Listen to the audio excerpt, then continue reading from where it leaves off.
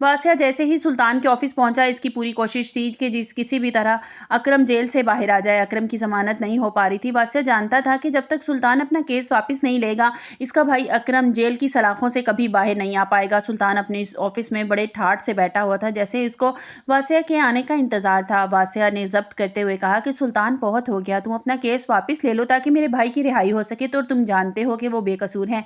सुल्तान ने तंजिया हंसते हुए जवाब दिया, वासिया भाई, मैं केस वापस लेने के लिए तैयार हूँ, मुझे कोई एतराज़ नहीं है, मगर मेरी एक छोटी सी शर्त है। वासिया ने जवाब दिया, छोटी सी शर्त, वो कैसी? सुल्तान ने बड़े आराम से कहा, सुल्तान ने कहा कि मुझे बस 2 करोड़ रुपए दे दो, मैं अपना मुकदमा वापस ले लूंगा। 2 करोड़ का नाम सुनते ही वासिया का खून खोलने लगा। इसने गुस्से से मेज पर हाथ मारा और कहा कि तुम कितने घटिया और लालची इंसान हो सुल्तान, तुम्हारी हवस कभी खत्म नहीं हो सकती।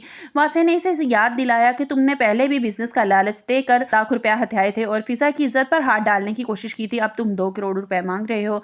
वीडियो में आगे बढ़ने से पहले अगर आप मेरे चैनल पर नए हैं तो लाइक और सब्सक्राइब कर दें। सुल्तान ने लापरवाही से कहा कि अगर तुम 2 करोड़ रुपए तुम्हें अपने भाई से ज़्यादा प्यारे हैं तो ठीक है, इसे रहने दो जेल की सलाखों के पीछे, और वहाँ पुलिस भी इसकी काफ़ी खातर तवाज़ा कर रही है, और तुम खुद इसको जाकर देख लेना, मैं आज ही इसके पास गया था, उसकी हालत तो मुझे काफ़ी नाजुक लग रही थी। वासिया वहाँ भी गुस्से से आया और इसे समझ नहीं आ रहा था कि इतनी बड़ी रकम का बंदोबस्त करे तो करे कहाँ से और अपने भाई को कैसे बचाए।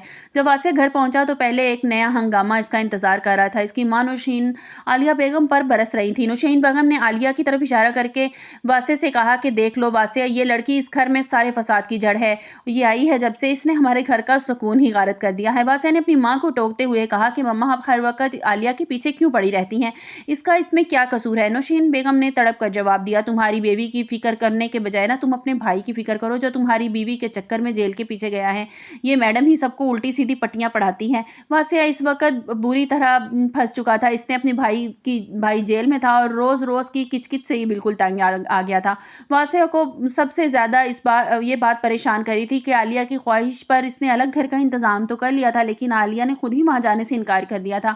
वासिया को आलिया से अकेले में पूछा कि आलिया, आखिर क्या बात है? पहले तो तुम चाहती थी कि हम अलग घर में रहें, जब तो सब कुछ फाइनल हो गया है, तो अब पीछे क्यों हट रही हो? आलिया खामोश रही। वो वासिया को वो सब कुछ नहीं बता सकी जो इसकी माँ ने इसे ब्लैकमेल कर रही है। बस इतना कहा कि वासिया, सही वक्त आएगा तो मैं तुम्हें सब कुछ बता दूंगी। वासिया को आलिया का ये रवैया बहुत अजीब लगा। इसे महसूस हुआ कि आलिया इससे बातें छुपाने लगी हैं और इनके दरमियान दूरियां बढ़ने लगी हैं। दूसरी तरफ आलिया की बड़ी बहन जोया, जो अपने बच्चे के खोने के गम में बाहर नहीं आ रही, वो हर वक्त बच्चे के छोटे छोटे कपड़े सीने से लगाए रखती है। फिजा ने जब अपनी बहन का ये हाल देखा तो इसका दिल भर आया। उसने अपनी बहन जोया के पास गई और उसे प्यार से समझाने की कोशिश की। उसने कहा कि जोया, इन कपड़ों को आप जब भी देखेंगी आपका जख्म ताज़ा हो जाएगा, बहुत दुख होगा, आप मेरी बात माने, ये सब चीज़ें किसी को खैरात में दे दें।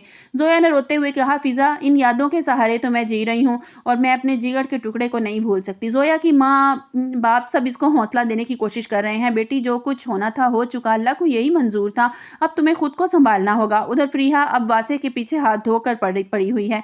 वो चाहती है कि किसी भी तरह वासिया आलिया को छोड़ दे और इसके पास आ जाए। फरीहा की माँ उसे समझाती है, बेटा वासिया, तुम्हारे कहने पर एक दफ़ा घर तक तो आया नहीं और तुम्हें वो कबूल कैसे करेगा? तुम उसके लिए क्यों अपनी ज़िंदगी बर्बाद कर रही हो? मगर फरीहा, जो किसी जुनून उस पर सवार था, वो कहती है कि वासिया सिर्फ मेरा है, मैं उसे आलिया से छीन कर रहूंगी। फरीहा वासिया को ऑफिस में भी परेशान करती है और जज्बाती तौर पर ब्लैकमेल करने के नए नए तरीके ढूंढ लेती है। अकरम की हालत जेल में खराब होती जा रही है और सुल्तान पुलिस वालों को पैसे देकर इसे मजीद तंग करवाना शुरू कर दिया है। वासिया अब सोच रहा था कि अब जायदाद बेचकर सुल्तान को 2 करोड़ रुपए देने चाहिए ताकि कोई रास्ता निकालना चाहिए। आलिया को जब पता चला कि वासिया इतना परेशान है और खामोश रहने लगा है और अपनी माँ के डर से कुछ वो बोल नहीं पा रहा, मोड़ पर है जहाँ एक तरफ असवर की मक्कारियां हैं और दूसरी तरफ सुल्तान का लालच और तीसरी तरफ फरीहा का जुनून। नौशीन बेगम की नफरत आलिया के लिए कम होने के बजाय बढ़ती जा रही है और वासिया को दूसरी शादी के लिए उकसाने लगी है। क्या वासिया सुल्तान को 2 करोड़ देकर अपनी भाई की जान बचा लेगा? और क्या जोया अपने गहरे सदमे से बाहर आकर दोबारा नॉर्मल जिंदगी जी पाएगी? और क्या आलिया वासिया को सच बता देगी जिसकी वजह से घर में क्या आलिया वासिया को सारी हकीकत बता पाएगी? आपको हमारी वीडियो कैसी लगी? कमेंट्स बॉक्स में अपनी राय का इजहार जरूर कीजिएगा। मिलते हैं एक नई वीडियो के साथ। अपना बहुत सा ख्याल रखिएगा। अल्लाह हाफिज।